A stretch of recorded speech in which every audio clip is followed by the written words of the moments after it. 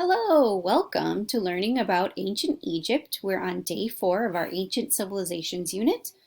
So I want you to take a picture, or pardon me, look at the map there on the screen, and you can see the red country is Egypt. So what can you tell from the map? Where in the world is Egypt? You notice that we are here in the United States, and Minnesota is right around in this area, right in here, and Egypt is right here. Egypt is in the continent of Africa.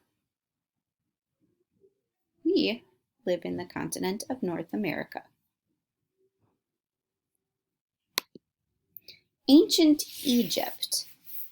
Using the maps below, what inferences can you make about the geography of Egypt? What do you notice about the land around the Nile River? What about the cities? You'll notice that this is the Nile River. There's Egypt, the country of Sudan, Ethiopia, South Sudan, Uganda.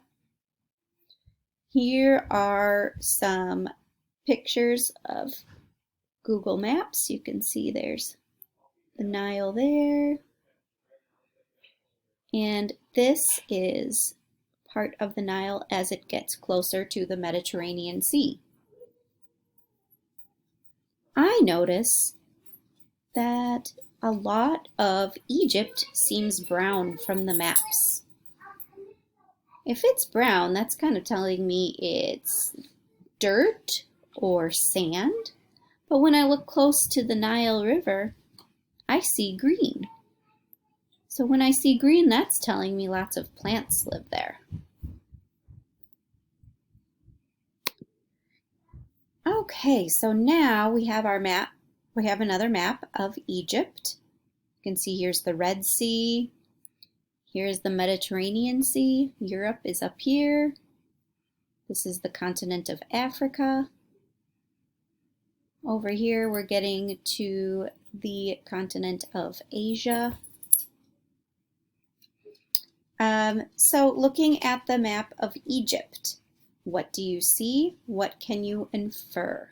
Look at the cities around the Nile River.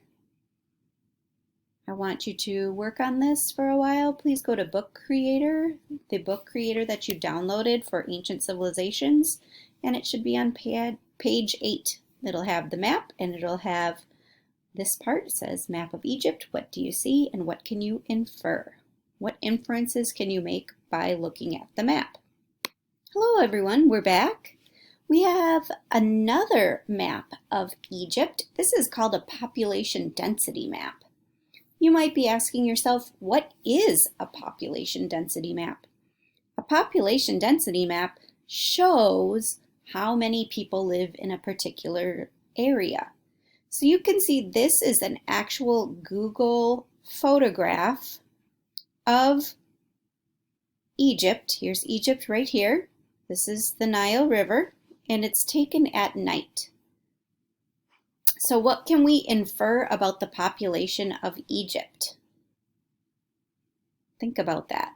Where do you see the clusters of population? Why do you think the people in Egypt live where they do? These are all questions to think about. As you're thinking about them, you can feel free to pause and think about them, but I will continue talking. So what happens is this is a photograph from a satellite above planet Earth in its orbit, and you can see that when it's dark, areas where a lot of people live are lit up. So you can see in this area, there's a lot of people, or the population is quite high because it's bright. You can see over here too. This is not Egypt though. This is Egypt. And you can see the Nile River even at night. Why can you see it? Because lots of people live around the Nile and the lights from their homes are lighting up the sky. So why would a lot of people live near the Nile River in Egypt? Think about that. Why would they live there?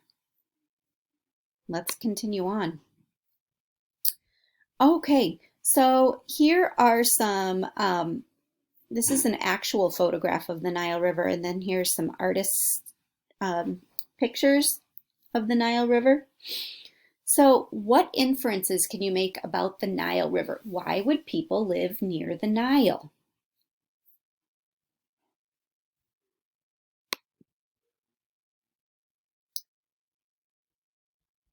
I want you to actually look at this picture here for a while. Notice this area. There are hills and mountains made out of quite a bit of sand, and it looks desert-like. But what do you see near the Nile? You see a lot of plant growth. Can people survive long without plants or without water? No. So in Egypt, the Nile River is often considered the source of life for that area. So the Nile River divides into several branches. The branches form a delta. This is called a delta. It's a triangle-shaped area of land made out of soil deposited by the river. Most of Egypt is covered in desert, like you saw from that one picture. The silt from the flooding Nile made the land fertile for farming. So silt is kind of like the bottom of the riverbed that has a lot of nutrients in it. So when the river floods, it brings the silt out to the rest of the land, making it more fertile. So why was Egypt called the gift of the Nile? And it has to do with the silt. The silt from the bottom of the Nile River, when it floods, it gives its gift of making the land fertile and much more farmable.